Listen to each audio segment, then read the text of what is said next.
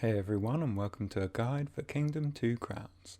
This time we'll be looking at the new Trade Routes challenge that's been added to the game in the Never Alone update. So let's get started. The Trade Routes challenge revolves around two islands with very different climates, one in a permanent winter and the other in a permanent summer, and each of the islands has a few different mechanics we'll get into shortly. You get the Bronze Crown for destroying one of the Greed Living portals, which is the final portal on the dock side of the island. You get the Silver Crown for destroying the living portal on the other island, it doesn't matter which order you destroy them in. You get the Gold Crown for destroying the remaining small portals, and you get the Curse Crown for building the bomb and destroying the cliff portal on both islands. The challenge is set in the Deadlands biome, and you start as Miriam with the Stag. You'll also be able to get Gebel and the Deadlands version of the Unicorn later in the challenge. Each of the islands has two small portals on each side, then the cliff or greed living portal on each end, just like the third island from the campaign. I'm sure they've got real names somewhere in the game code, but for now I'm just going to call them the Winter and Summer Islands. You start the game on the Winter Island, which has 10 coins and 8 vagrants near the town centre, and no vagrant camps anywhere on the island, so you'll have to be a little careful with what jobs you give to your villagers. You don't want to end up with too many builders and not enough archers.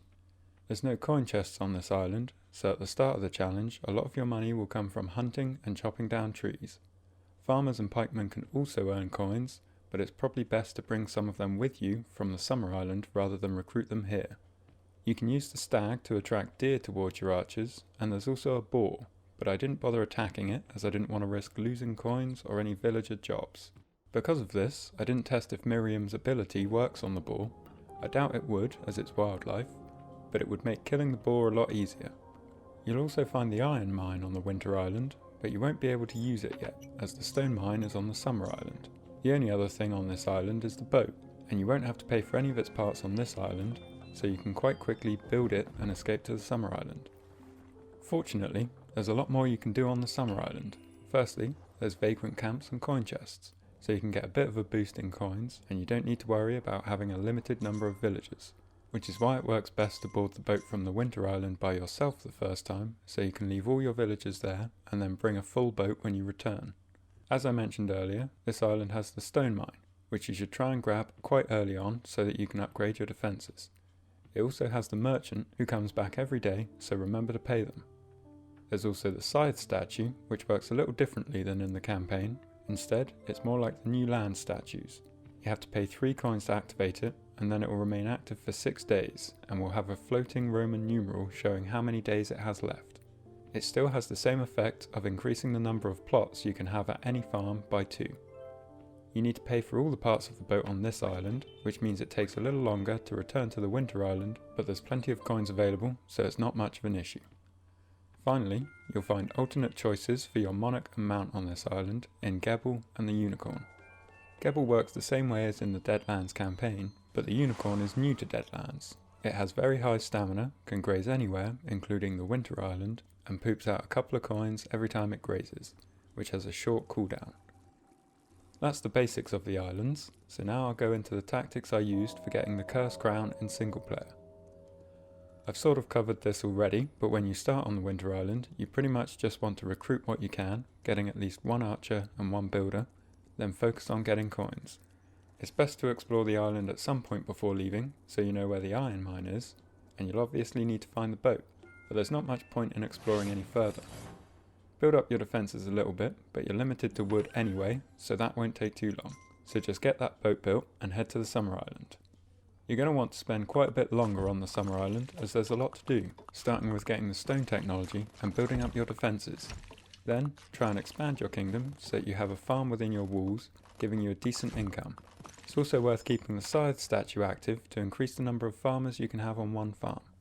Your main goal on this island is to upgrade your town centre as much as possible, expand each side so that you have space to get catapults and pikemen, and keep recruiting plenty of villagers so you can return to the Winter Island with a full boat. The boat can hold 3 squires with their armies, 4 archers, 3 builders, 3 pikemen and 3 farmers, so there's plenty to get.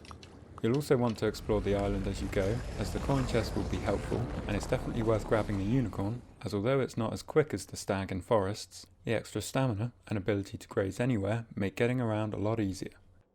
I played the whole challenge with the stag, not realising the unicorn could graze on Winter Island, and it went fine, but I think the unicorn would have been the better choice. I also didn't bother getting Gebel, as Miriam's ability is just a lot more useful for defending. There's only one other thing to worry about when you're getting ready to return to the Winter Island, and that's blood moons. The first one will happen around day 14 or 15, and they'll happen every 7 or 8 days after that.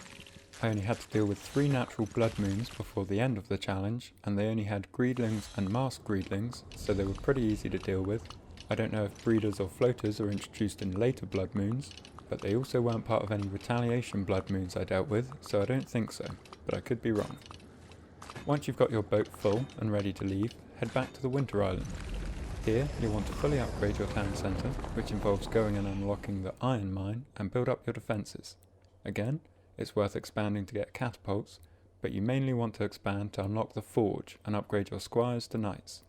Once you've expanded your outer walls and upgraded your squires to knights, you're ready to start taking out some portals.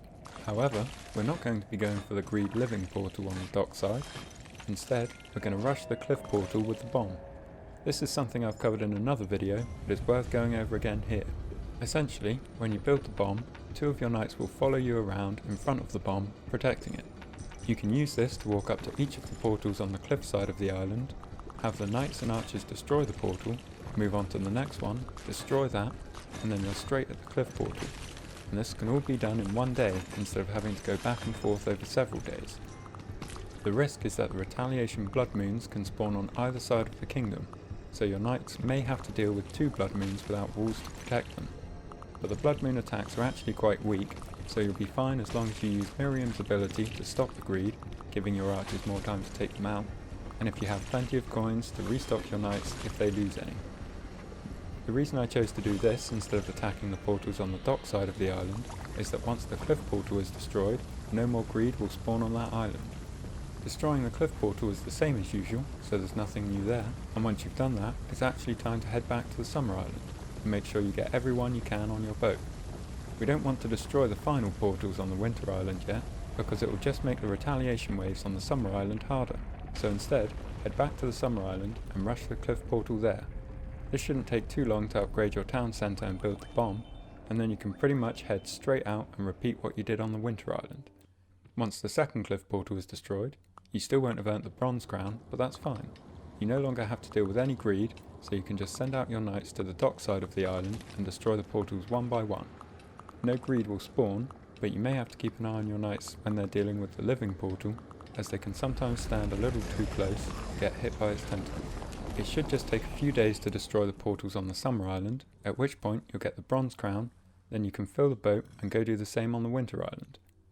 When you destroy the final portal on the Winter Island, you'll be given the cursed crown. It was a little glitchy for me and gave me the crown again when I changed island, but it all counted, so that's fine. And that's everything you need to know to get the cursed crown in the Trade Routes Challenge. If you're looking for more tips and guides, then check out some of my other videos, but until then, thanks for watching and I'll see you next time.